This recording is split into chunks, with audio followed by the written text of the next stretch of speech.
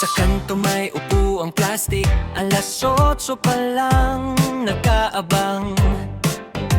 May kape, may chismis, may notebook sa isipan. Hindi man marunong mag-computer o mag-online, pero updated sa buhay mo, mas mabilis pa sa wifi line.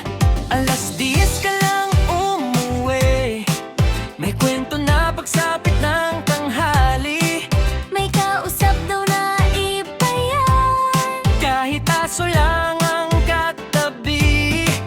Pag may dumaan na van, alam agad ang plate number. parang hindi Barangay Edison. Walang bayad pero may rumor. Isang sulap lang sa bintana, headline na kinabukasan.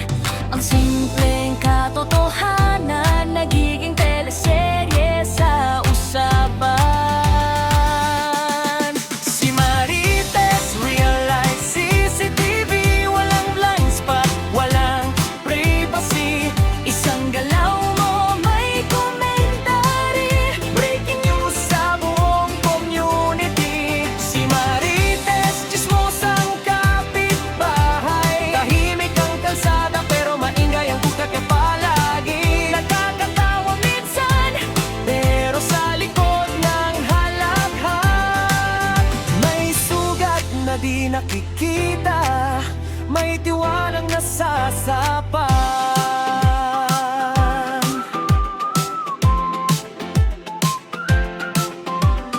May mag-asawang nag-away, agad may season 2. maghihiwalanan. Kahit first episode pa lang yun. Yung tindera sa kabila, biglang na-cancel sa usapan. May utang daw yan, kahit sukli lang ang nakalimutan. Isang pagkakamali, paulit-ulit na binubuhay.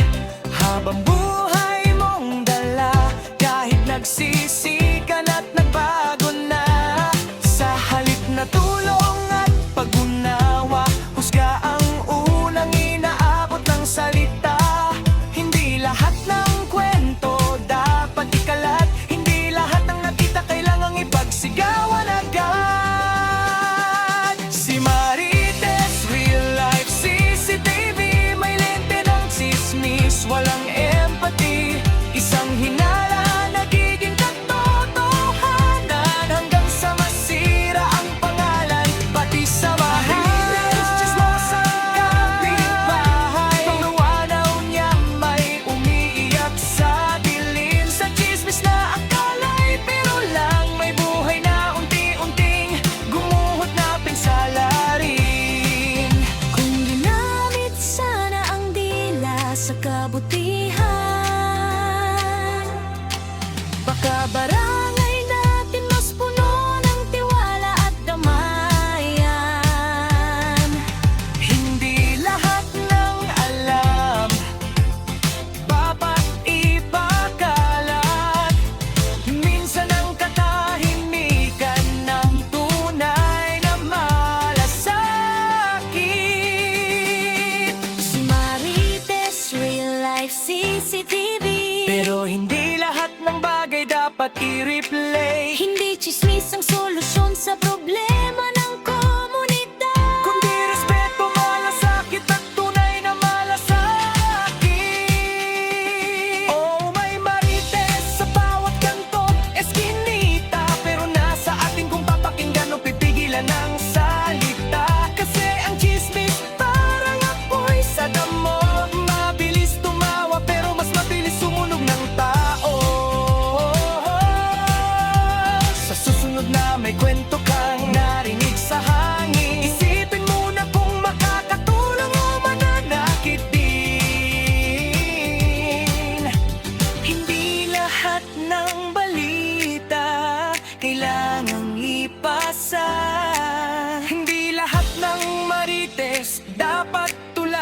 sa barangay natin.